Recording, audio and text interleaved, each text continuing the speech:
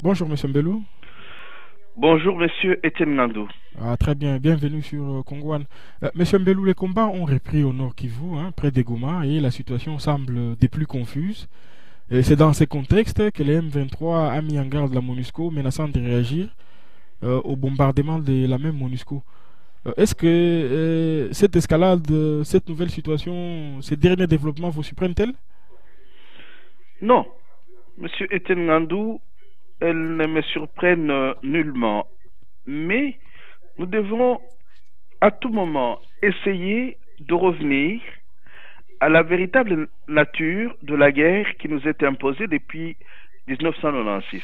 Monsieur Etienne Nandou, la guerre du M23, qui est une fabrication du Rwanda, participe de la grande guerre d'agression et dénommée guerre de basse intensité qui nous est imposée par les États-Unis et leurs alliés.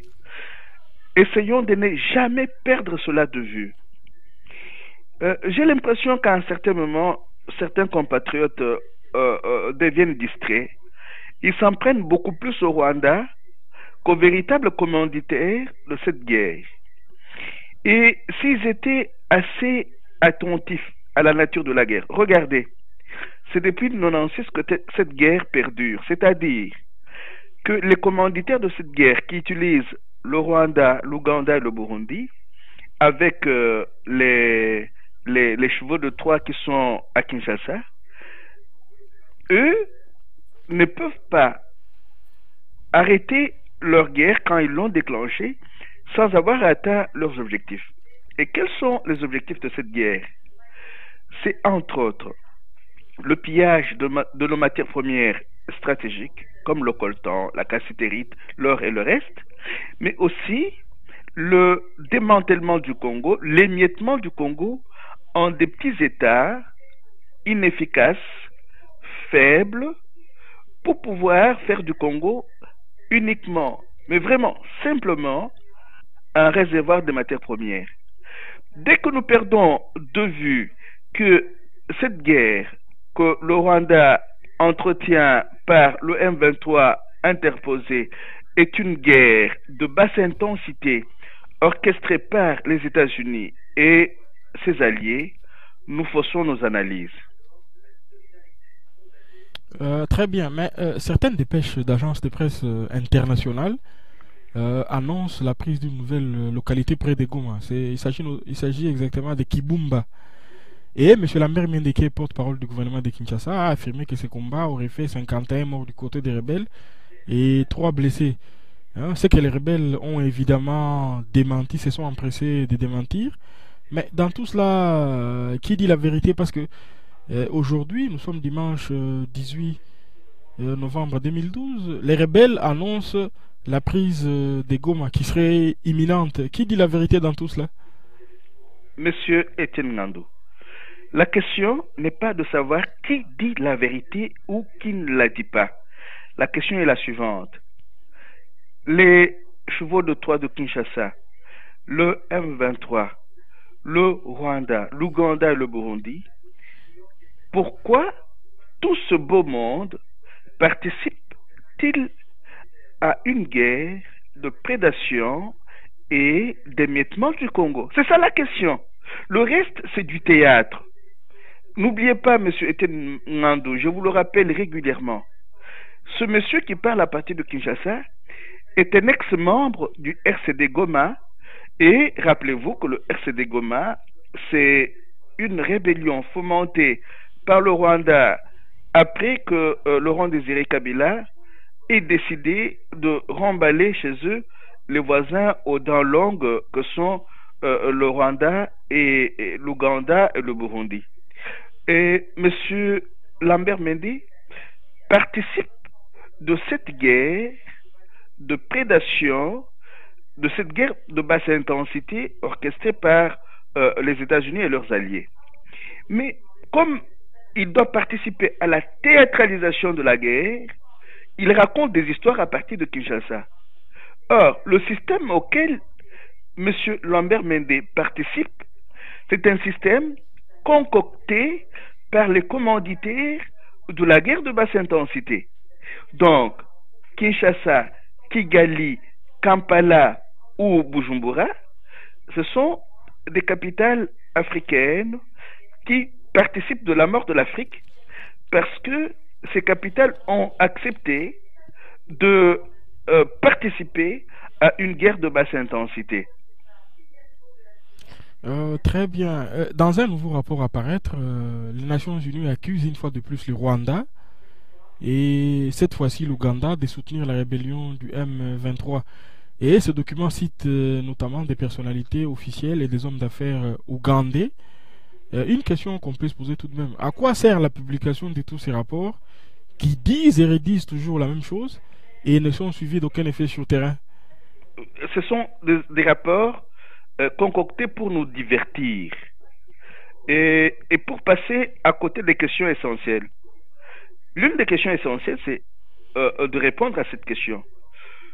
Pourquoi les États-Unis et leurs alliés entretiennent-ils cette guerre de basse intensité alors que les questions auxquelles ils voudraient avoir des réponses peuvent avoir leur réponse et peuvent avoir leur réponse en marge de la guerre. Si les États-Unis, la Grande-Bretagne et les autres alliés veulent avoir accès à nos matières premières stratégiques, il y a le commerce international qui peut être organisé pour cela. Mais comme ces pays-là sont dominés par des multinationales qui veulent faire des profits sans trop dépenser, c'est-à-dire ils tiennent à un profit maximal sans rien dépenser, ils estiment, ces pays-là et leurs multinationales, que c'est mieux de passer par la guerre en restant cachés dans l'ombre que de passer par le commerce normal. C'est là la question. C'est-à-dire, j'ai l'impression que nous sommes en train, à un certain moment, de nous fourvoyer dans des débats sans issue. Est-ce qu'il est possible que les États-Unis et leurs alliés acceptent de faire le commerce avec le Congo, un commerce partenarial, sans passer par la guerre? C'est ça la question. Pourquoi veulent-ils à tout moment procéder par le pillage et la prédation au lieu de passer par des voies normales d'un commerce, d'un échange normal? C'est-à-dire que les États-Unis, comme leurs alliés, participent au système capitaliste, d'ailleurs, qui est en train de tomber dans sa phase sénile. Là, je vous recommande un article très intéressant de Samir Amin qu'on s'est trouvé sur le site du Grand Soir, le Grand Soir.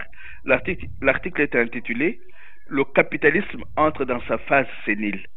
Et quand ce capitalisme entre dans sa phase sénile, il commet des bêtises, il entretient des bêtises qu'il a toujours commis, et l'une des graves bêtises, c'est le cynisme qui conduit à la mort, au meurtre, au viol des innocents, mais aussi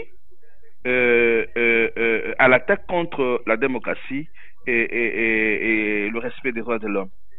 Mais M. Mbello, si les États-Unis choisissent, préfèrent la prédation par rapport à un commerce normal, est-ce parce qu'il n'y a pas, pense-t-il, d'interlocuteurs valables au Congo qui peuvent discuter avec eux sur ces matières pour garantir des intérêts communs aux deux États?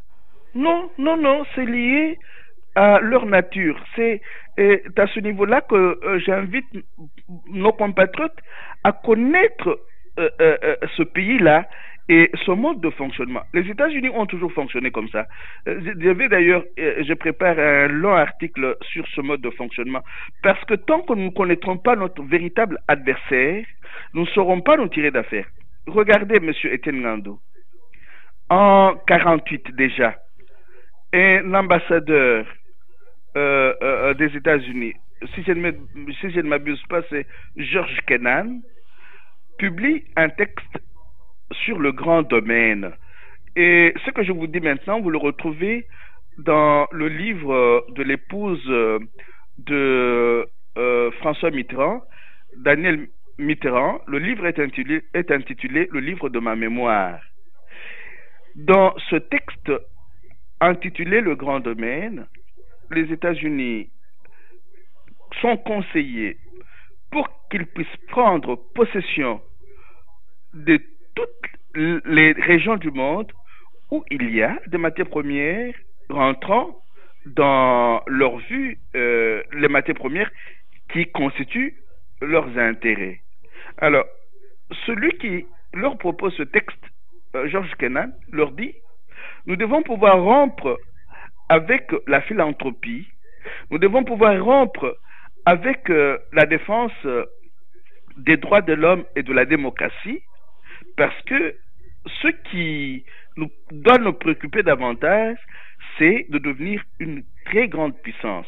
Donc, je paraphrase, hein, mais dans mon article, j'aurai des extraits de ces textes de George Kennan qu'on retrouve dans le livre de l'épouse de François Mitterrand, Daniel Mitterrand. Le livre est intitulé Le livre de ma mémoire. Donc, tant que nous ne connaissons pas ces histoires-là, tant que nous n'avons jamais fréquenté ces documents pour comprendre ce qui se passe chez nous, nous allons nous limiter à des vociférations à l'endroit de Kabila, à l'endroit du Rwanda, à l'endroit de Museveni. Je ne néglige pas, je ne méprise pas cela. Mais nous devons à un certain moment être capables de pouvoir nous en prendre aux acteurs pléniers tout en approfondissant leur modus operandi. Ça, c'est très important.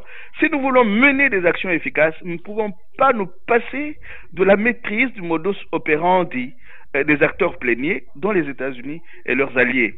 Et puis, M. Etienne Ngandou, il y a un livre qui vient encore une fois de nous fournir des documents sur lesquels nous pouvons nous pencher. C'est le livre, le dernier livre de Charles Onana. Et je l'ai sur ma table. Tu peux me donner une minute pour que je le prenne. Le livre est intitulé Europe, crimes et censure au Congo, les documents qui accusent. Il y a des points de vue de Charles Onana sur lesquels je ne suis pas très d'accord, mais ce qui m'intéresse dans ce livre, c'est que il y a des documents, les documents qui accusent. Ça, c'est important. Nous devrions tout le temps aller vers des sources. Ce sont les sources qui nous permettent de comprendre ce qui se passe chez nous. Sinon, nous allons nous limiter au M23, au Rwanda, à l'Ouganda, et au Burundi, à Kabila, à Mende, et nous n'avancerons pas du tout. Et les États-Unis qui sont dirigés aujourd'hui, bon, depuis 4 ans par Barack Obama, qui se veut et être un président différent par rapport aux autres, conserverait donc son mode de fonctionnement normal des prédations? Monsieur Ngandou, je rigole parce que... Bon, je pense que la question, je pense que la question vaut la peine d'être posée. Oui, parce je m'excuse d'avoir rigolé. Il a des origines africaines. Non, ça n'a rien à voir. Et les modes de fonctionnement des États-Unis vis-à-vis de l'Afrique n'a pas du tout changé. Non, Monsieur Ngandou, Monsieur Obama, c'est un président américain et il suit la voie américaine. Et la guerre de basse intensité dont je vous parle a été concoctée sous Obama. C'est son conseiller et le proche de l'empereur du pétrole américain Brzezinski. C'est Brzezinski qui a conçu, qui a proposé cette guerre de basse intensité. Et vous savez lire ces informations dans le grand livre, un livre que j'ai toujours admiré de Michel Collomb, Les 7 péchés d'Hugo Chavez. Donc c'est Brzezinski qui est le concepteur de la guerre de basse intensité. Et vous lisez ça dans le livre de Barack Obama. Et j'en profite pour vous dire ceci, Monsieur Ngandou. J'ai l'impression que nous, Congolais, agissons par à coup. Nous n'avons pas des lieux de la pensée. Vous ne pouvez pas tout le temps essayer de réagir à ce qui vous arrive dans la rue. Non, vous devez avoir des lieux de pensée où vous réfléchissez, vous passez tout votre temps à réfléchir, parce que tous ces pays-là, les États-Unis dont je vous parle, ont des think tanks efficaces, même si maintenant ils sont sur leur déclin, malheureusement, ils n'arrivent pas à l'accepter, et on ne sait pas, parce que si une puissance comme les États-Unis est sur son déclin, on ne sait pas ce qui peut advenir dans les jours et les années à venir. Mais nous agissons trop par à coup. Nous n'avons pas des lieux de la pensée. Nous ne finançons pas les lieux de la pensée. Et on ne va pas changer le Congo en agissant par à-coup dans la rue. Non, nous devons nous raviser et créer des lieux de la pensée. Tout ce qui nous arrive est pensé à travers les think tanks et c'est proposé aux décideurs. Et j'en profite, j'insiste, vous allez peut-être me trouver drôle et bizarre. Regardez, même quand François Hollande doit aller au Congo, il prend le temps de contacter les intellectuels qui l'informent. Mais chez nous, on se réveille un matin, on doit réagir. Hey, on va aller faire ceci. Non, non, non, non, non. Les choses ne devraient pas se passer comme ça. Nous devons de plus en plus créer des lieux de la pensée. Sans lieu de la pensée, nous ne ferons absolument rien. C'est là que j'admire le travail que vous faites avec Monsieur Kalamasapo, en essayant de créer des petits lieux de pensée, mais qui doivent être vulgarisés, parce que rien de ce qui nous arrive n'est un hasard. Ce sont des choses très bien pensées et pensées à court, moyen et long terme. Tant que nous ne serons pas capables d'évoluer sur ce terrain-là de la pensée, nous n'aurons plus qu'à nous en prendre à nous-mêmes. Très bien. Pour revenir à la situation au Kivu, les États-Unis et l'ONU ont annoncé mercredi 13 novembre dernier des sanctions contre Sulutani Makenga, chef des rebelles du M23, accusé d'être à l'origine des violations des droits de l'homme et de violer l'embargo sur les armes en RDC. Le département du Trésor américain a notamment décidé de geler les avoirs dont pourrait posséder Sulutani aux États-Unis. Est-ce que s'en prendre à Sulutani, qui n'est qu'un simple exécutant, n'est pas une manière pour les États-Unis de se donner bonne conscience quand on sait que c'est le Rwanda, par son ministre de la Défense, James Kabarebe, qui est le vrai patron du M23? Monsieur Etienne Ngandou, je vous corrige, si vous me le permettez. James Kabarebe n'aurait aucun pouvoir de créer le M23 s'il ne participait pas de la guerre de basse intensité livrée contre notre pays par les États-Unis et leurs alliés. Et il faut toujours, nous devons nous mettre cela dans nos têtes. Ça doit rentrer, y demeurer. James Kabarebe, c'est un sous-fifre. C'est un criminel qui ne peut créer d'autres criminels que parce que il est soutenu par les grandes puissances. Qu'est-ce que représente James Kabarebe? Alors, pour revenir à votre question. Oui, je repose la question très mal. Lorsque les États-Unis annoncent ce genre de décisions, à qui cela est-il destiné? Est-ce à la communauté internationale? C'est-à-dire, les États-Unis savent, à partir de leurs think tanks, que nous ne lisons pas, que nous ne connaissons pas la nature de la guerre qu'ils nous livrent. Alors, ils nous donnent des informations lacunaires comme celle-là pour nous divertir. Et, M. Ngandou, ce pays-là, je le respecte parce que il a été capable de concevoir des choses monumentales, capable de concevoir des centres de culture pour embrigader toute une Europe et la gagner à sa cause, capable de financer des organisations non gouvernementales pour faire avancer sa propagande de guerre. Il est très fort en ces histoires-là. Alors, quand il nous sert la suspension, mais Sulutani Makenga, c'est quoi? C'est un sous-fifre, c'est un rien. Ce sont des sales types qui se promènent là, qui a sa Kalachnikov à l'épaule, qui ne sait plus rien faire d'autre que tuer, parce que il en dépend pour manger. Et chaque fois que nous prenons ces gens-là au sérieux, nous tombons dans le piège de ceux qui ont orchestré la guerre. Prendre au sérieux James Kabarebe, Kagame, Kabila, c'est gaspiller son temps. C'est le jour où nous serons capables de pouvoir discuter en changeant les rapports de force avec les décideurs, les véritables acteurs pléniers de ce qui se passe chez nous, qu'on nous prendra au sérieux. Mais maintenant, James Kabarebe a dit, oh, Kabila a dit, mais ce sont des sous-fifres. Ils n'ont aucun pouvoir, ces gens-là. Ils n'ont aucun pouvoir. Vous lisez l'interview de l'un des membres du M23 sur Congo indépendant, il vous dit, c'est Katouma Mwanke qui dirigeait le pays, maintenant qu'il est mort, Kabila ne sait où donner de la tête. Mais Katouma Manke, où est-ce qu'il avait le pouvoir pour pouvoir diriger ce pays? Un pays aussi stratégique que la République démocratique du Congo. C'est parce que Katouma Manke avait des alliances avec les gens en Afrique du Sud et à travers le monde. Nous devons... C'est dur, hein, c'est dur à dire, mais nous devons à un certain moment relativiser tous ces petits messieurs qui ne peuvent vivre que parce que ce sont des nègres de service. Tant que nous n'aurons pas cette idée de grandeur pour pouvoir dépasser ces petits messieurs qui croient qu'ils valent quelque chose parce qu'ils ont un peu de sous sur leur compte, nous n'irons nulle part. On doit dépasser cette petitesse, cette mesquinerie d'esprit pour nous élever au niveau des véritables décideurs. Et à ce niveau-là, on peut négocier. Mais malheureusement, jusqu'à présent, les rapports de force nous sont défavorables. C'est ainsi que nous nous rabattons de temps en temps sur des sous-fifres qui n'ont aucun pouvoir. Aucun. Ils n'ont que la possibilité de tuer, de piller et de s'enrichir honteusement.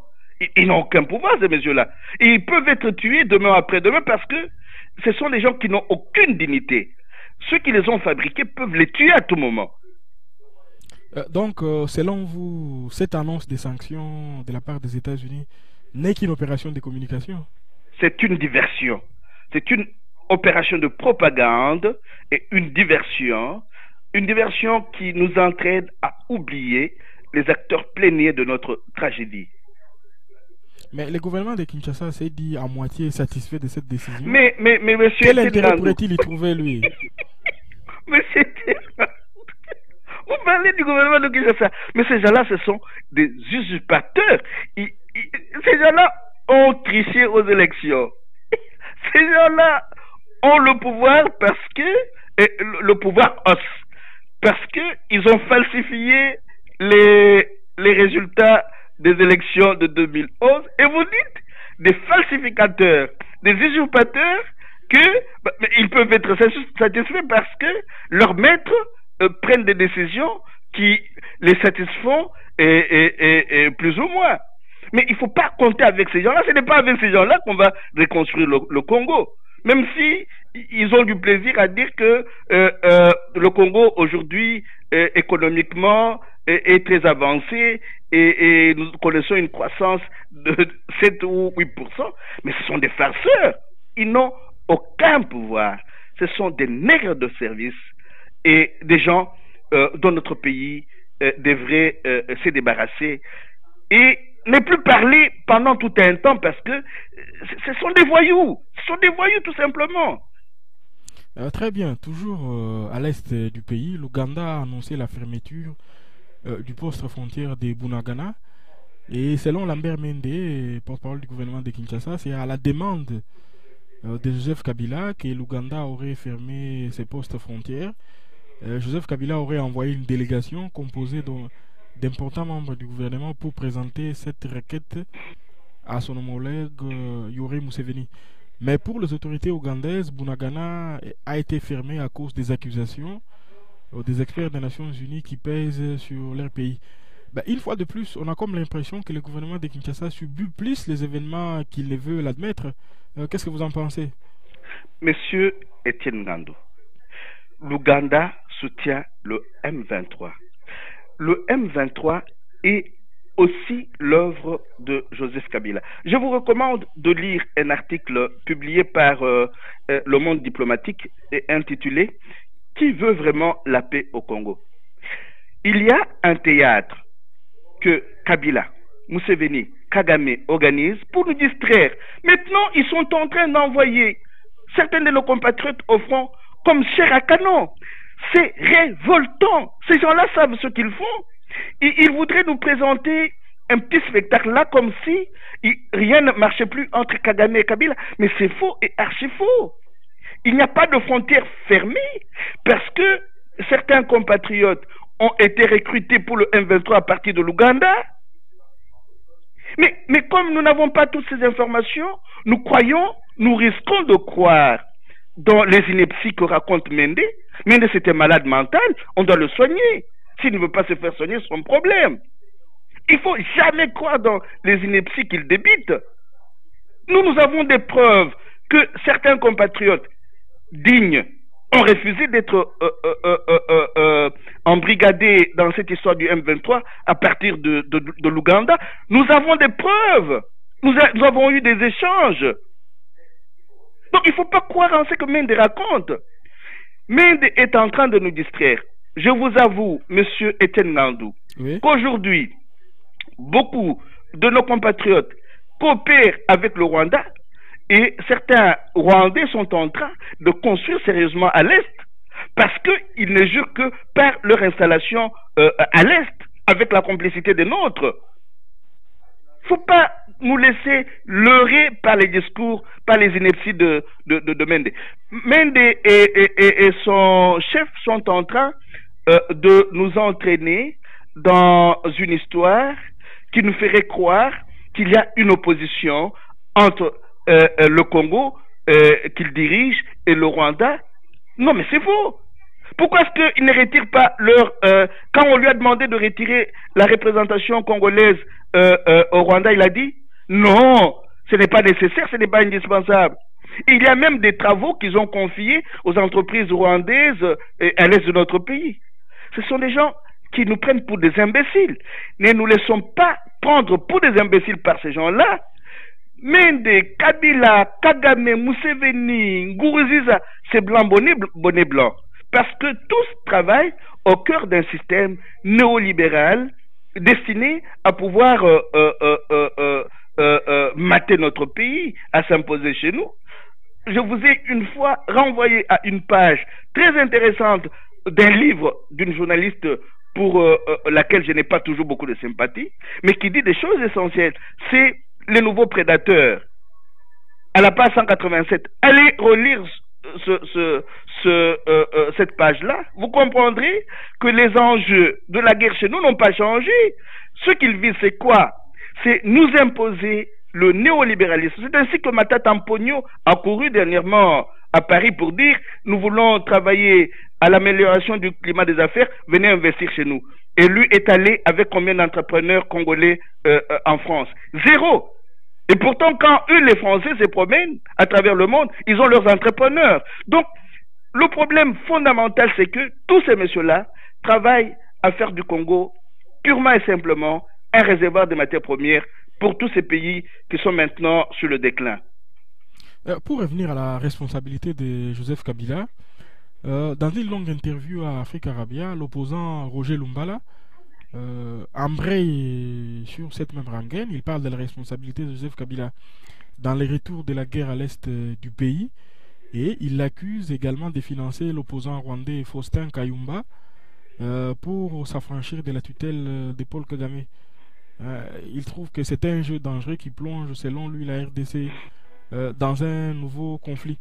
Monsieur Mbelou, quel crédit peut-on accorder aux affirmations de Roger Lumbala aujourd'hui? Bon, tu sais, monsieur Etienne Ngandou, c'est important de pouvoir lire ce que Lumbala dit, mais à partir d'un certain moment, je considère les Lumbala, les Kabila et tout ce monde-là comme faisant partie du 1% des Congolais et des membres de la communauté de l'Afrique des Grands Lacs qui sont en train de vendre notre pays aujourd'hui. Donc, je lis ça. Je sais que le monsieur dont il parle est capable d'avoir plusieurs tours dans ses manches. Mais quant à croire que ce monsieur-là rompra avec le Rwanda de Kagame pour pouvoir devenir le maître incontesté, incontestable du Congo, je donne ma main à couper. Parce que il participe du jeu. Il est tellement dans le jeu qu'il ne va pas couper la branche sur laquelle il est assis. C'est vrai, les alliances peuvent se faire et se défaire, mais je n'y crois pas beaucoup. Cette semaine, le docteur Denis Mukwege était au Parlement européen, où il a pu s'exprimer devant la presse. Et rappelons que Denis Mukwege a échappé à une tentative d'assassinat et séjourne depuis quelques jours en Europe. Et dans son plaidoyer devant la presse, Denis Mukwege a très bien décrit toute la situation des calvaires que vivent les femmes dont elles s'occupent dans un contexte d'insécurité caractérisé par l'absence d'État. Avez-vous suivi le docteur Denis Mukwege? Qu'en avez-vous pensé? Je le suis au quotidien et chaque fois qu'il fait une intervention, j'essaye de l'écouter. Moi, je crois que le docteur Mukwege a tout dit à la 25e assemblée de l'ONU. C'est là qu'il a tout dit. Et le docteur Mukwege a aussi dit quelque chose d'important quand, recevant le ministre des Affaires étrangères belge, M. Didier Reynders, au Kivu, il lui a dit, mais finalement, combien de ministres devons-nous encore avoir ici pour que tout le monde comprenne que ça ne va pas? Est-ce qu'il faut qu'il y ait ces visites-là à tour de rôle pour qu'on finisse par comprendre qu'il n'y a pas de volonté politique ni de la part du Congo, ni de la part de la communauté internationale? C'est là le message important que le docteur Mukwege passe. Il n'y a de volonté politique, ni de la part de ceux qui prétendent diriger le Congo aujourd'hui, ni de la part de la communauté internationale. Et la communauté internationale n'a aucun intérêt à voir cette guerre-là prendre fin. Et je vous renvoie encore une fois au livre de Charles Onana, Europe, crimes et censure au Congo, les documents qui accusent. Quand vous lisez les documents qui accusent, quand vous savez où atterrissent nos matières premières qui sont exploitées dans la zone où les FRDC et le M23 font semblant de s'affronter pour permettre que ces zones-là soient libérées et que les matières premières soient exploitées sans inquiétude, quand vous lisez ce livre et les documents qui accusent, vous comprenez que le docteur Mukwege a raison quand il dit qu'il n'y a de volonté politique ni de la part des gouvernants congolais, les usurpateurs au pouvoir maintenant, ni de la part de la communauté internationale ou de la communauté dite internationale. Lui, docteur Mukwege, il a affirmé que après la tentative d'assassinat dont il a fait l'objet, la police congolaise sur place ne l'a même pas entendu. Hein, au contraire, on lui a envoyé 2 policiers et il a dit c'était soit pour les surveiller ou pour les protéger, il ne savait pas. Ça paraît tout de même surréaliste. Qu'est-ce que vous pensez de cela? Mais monsieur Etienne Ngandou, ce n'est pas surréaliste. C'est le même jeu. Comment voulez-vous que quelqu'un qui a été aux États-Unis, qui a dit à tous les décideurs en face, vous manquez de volonté politique, qu'on le laisse en paix? Mais maintenant, le jeu auquel le docteur Mukwege risque de se laisser prendre, c'est de croire que ceux qui le font promener maintenant à travers différentes conférences en prennent soin parce qu'il fait du bon travail. Non, c'est parce qu'ils savent qu'ils sont dedans et qu'ils doivent contrôler tous ses faits et gestes. Tout ce qu'il dit doit être contrôlé parce que il risque de trahir les secrets des véritables commanditaires de la guerre. Moi, je pourrais vous dire que parti de notre pays pour l'étranger, le docteur Mukwege est en résidence surveillée. Il est mieux surveillé ici que chez nous, parce qu'il est contrôlé. Rappelez-vous que lors de l'une de ces conférences, on n'a pas permis aux autres personnes, en dehors des journalistes, de pouvoir poser des questions. C'est-à-dire, ce sont des choses sur lesquelles il devrait réfléchir pour son orientation future. Monsieur Etienne Ngandou, quand vous êtes pris, oui. Oui, très bien. Justement, sur cette question, on a comme l'impression que depuis son arrivée en Belgique, le docteur Denis Mukwege, contre sa bonne foi, semble être instrumentalisé par les agents de l'humanitaire spectacle qui veulent toujours se donner les beaux rôles des bienfaiteurs du peuple congolais. Hein, il y a notamment ces livres qui viennent sortir de Colette Brackman, qui viennent paraître. Et il y a eu surtout cette conférence de presse au Parlement européen qui a donné lieu à une scène surréaliste que tous les Congolais ont vu sur une vidéo entre des Congolais de la diaspora et un des parrains du régime de Joseph Kabila. N'y a-t-il pas une certaine récupération de l'action de Mukwege par ces agents de l'humanitaire spectacle? Monsieur Etienne Ngandou, essayez de relire les textes de Colette Brackman quand la guerre a commencé dans la sous-région des Grands Lacs et ce qu'elle est en train d'écrire aujourd'hui. Vous comprendrez que cette dame a été forcée par les faits pour qu'elle puisse commencer a changé un peu, mais un tout petit peu par rapport à quand on lit les textes de Marie-France Claude de la Libre Belgique. Elle est beaucoup plus claire et beaucoup plus avancée qu'elle, que Colette Brackman. Nous ne devons pas nous leurrer. Il y a eu toute la propagande qui a été faite autour du génocide rwandais. Comme les faits parlent beaucoup plus que cette propagande-là, il y a une récupération qui est en train de se faire. Et vous savez, M. Etienne Ngandou, aujourd'hui, nous avons des témoins internes au FPR de Paul Kagame qui sont capables de dire qu'ils ont vendu des mensonges au monde, aux journalistes, aux professeurs d'université. Ce sont des choses très importantes à retenir. Nous devons pouvoir lutter contre l'amnésie parce que dès que nous luttons, dès que nous laissons prendre par l'amnésie, nous risquons d'oublier qu'il y a des témoins internes aujourd'hui au FPR qui disent des choses que les collègues Brackman n'ont pas été capables de pouvoir soutenir il y a 10-15 ans. C'est parce que les collègues Brackman ont accepté qu'on leur vende des mensonges. Ils ont participé de ces médias dominants qui ont vendu au monde le mensonge. Et comme ils veulent récupérer un peu de crédit, ils commencent à tenir un autre langage. C'est ceux qui sont tout le temps autour du docteur Mukwege. Parce que ils doivent donner l'impression qu'ils ont finalement compris qu'ils doivent être du côté des Congolais. Or, ce n'est qu'une impression. Il y a une Belge qui a dit « Tout le monde aime le Congo, mais pas les Congolais. Nous, les Congolais, nous devons nous mettre cela dans nos crânes. Ça doit exister dans nos tripes. Nous devons savoir que tout le monde voudrait nous voir morts pour pouvoir prendre ce pays-là et s'en servir comme réservoir des matières premières. Ils peuvent lécher les pieds de Dr Mukwege, mais ils ne nous aimeront jamais. Parce que s'ils étaient capables de nous aimer, hier ou avant-hier, il y a eu une rencontre au Conseil de sécurité.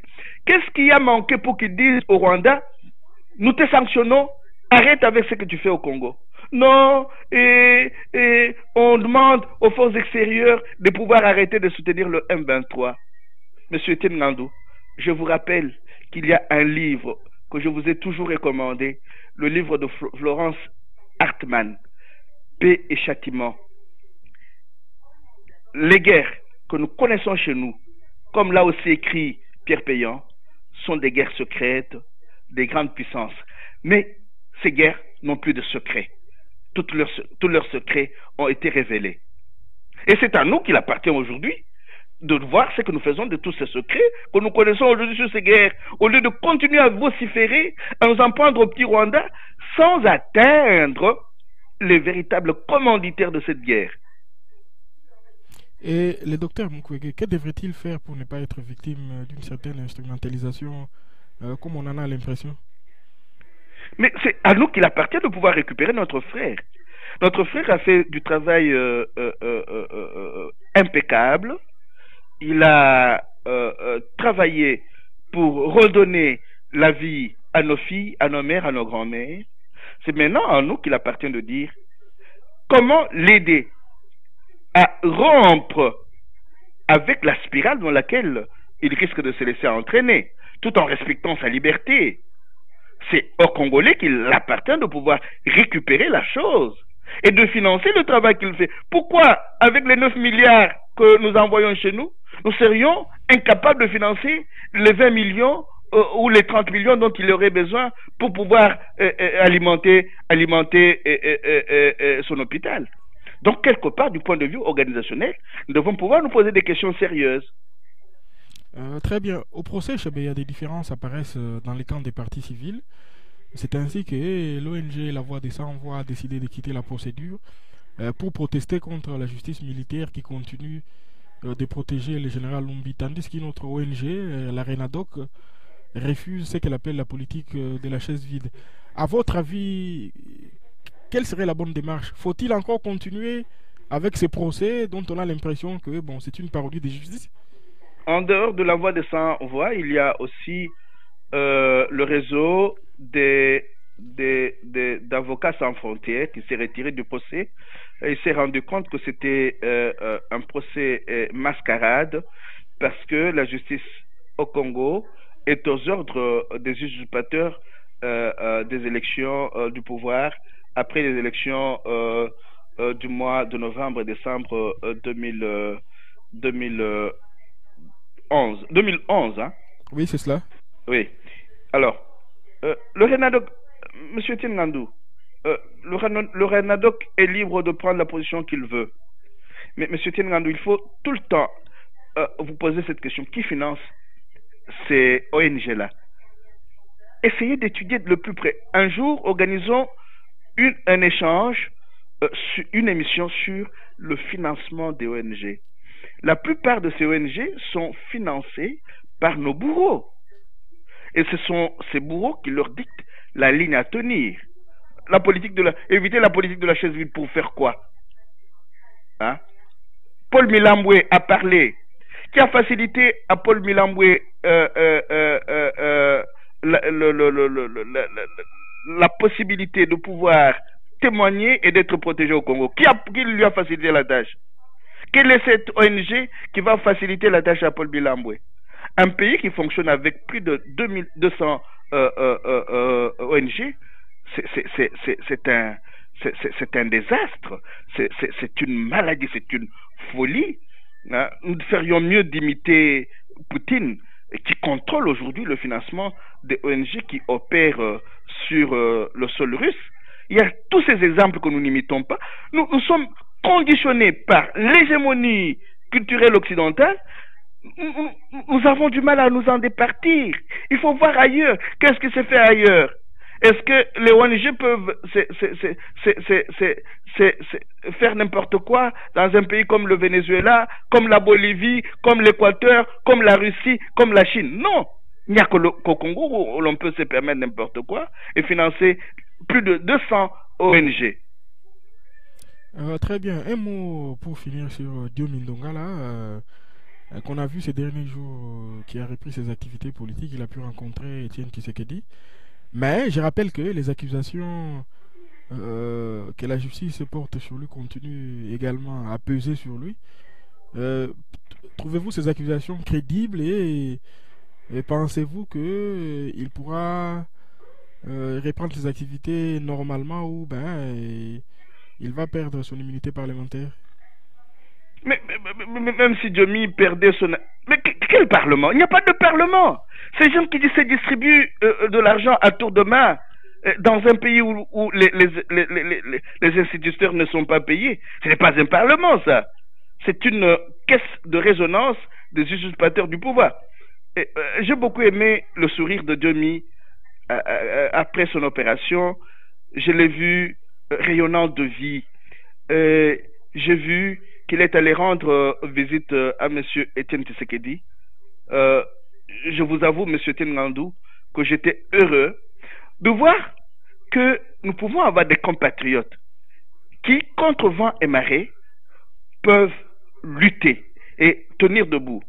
Vous savez, Diomi a affaire à des gens qui tuent cyniquement. Ils peuvent le liquider demain ou après-demain. Mais Diomi va rester dans notre histoire le symbole des compatriotes luttants, résistants, capables de rebondir. Et je pense que je dois aussi cela à son épouse qui l'a soutenu sérieusement, mais aussi aux membres influents de son parti, la démocratie chrétienne. Je suis convaincu au jour d'aujourd'hui que si nous avions des partis de la trempe de la démocratie chrétienne, de l'UDPS ou de ceux qui l'en restent, si nous en avions une vingtaine capables de pouvoir s'implanter dans les coins et les recoins de notre pays, nous récupérerons ce pays-là sans problème. Quand on voit par où Diomi est passé et qu'il arrive à afficher un sourire malgré tout ça, je dis chapeau, je dis le Congo a de l'avenir parce que il a encore des dignes fils et des dignes filles capables de constituer un front du refus, capables de résister sur le temps. Et c'est de ces fils et de ces filles que notre Congo renaîtra. Je vous dis, Monsieur Ngandou, les vampires qui sucent notre sang ont peur de travailler au grand jour. Ils se cachent. Ce sont des peureux. Ce sont des lâches. Mais nous, comme nous avons des filles et des fils de la trempe de Demi et de beaucoup d'autres qui essaient de se mettre debout, nous sommes sûrs que nous finirons par vaincre. Un peuple debout ne peut jamais être maté. Ce sont les peureux et les lâches qui finalement auront à prendre leur jambes au cou. Très bien, merci beaucoup, Monsieur Mbelou, et à la semaine prochaine. Merci, Monsieur Etienne Ngandou, et à la semaine prochaine.